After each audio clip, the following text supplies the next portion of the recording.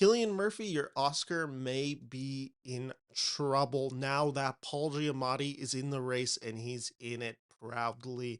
The Holdovers, directed by Alexander Payne, his first movie since 2017, Downsizing.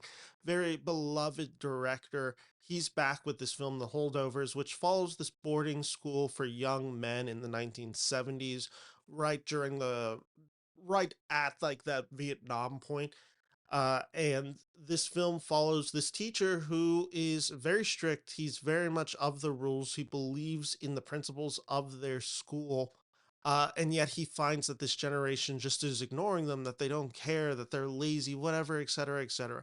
During the Christmas break, they have these people called holdovers. These are the ones who don't go home to their parents. They have to stay at the academy. And thus, Paul Giamatti's character, Paul, is tricked into staying as the teacher to watch over these kids. And it leads to this relationship that he forms with Dominic Sessa's character, Angus. And these two kind of form this unlikely friendship as they learn from each other. The performance of Paul Giamatti is pretty great. I mean, he's very funny in this movie. It's a very big character, but he plays it very well and he plays it very real. And Dominic Sessa in this movie, having to go up against one of our greatest actors in Giamatti, is completely tasked for the role. This is an actor who's this is his first feature film. I believe he went to the school that this movie was filmed at, and he's incredible in this movie. He really goes toe to toe with Paul Giamatti's character, and it makes for this really fun adventure through the school as you learn about these two characters' history. You learn about why Paul is the way that he is, and you learn about Angus, his family life, and the struggles that he's facing, and how those two can empathize with each other. It's a really sweet, emotionally compelling movie that has quite a bit of humor in there. It's a very feel good movie from Alexander Payne. And The Holdovers doesn't have that much of a bite. It's a very nostalgic 1970s movie. It feels like a throwback. The film is literally shot in a way that is supposed to be reminiscent of the 1970s.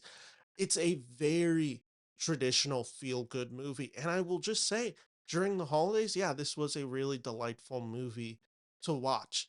And I really enjoyed what they were able to achieve in this film. I want to give a quick shout out to Da'Vine Joy Randolph, who plays Mary in this movie. She is a grieving mother who lost her son in Vietnam. She also plays the cook at this school.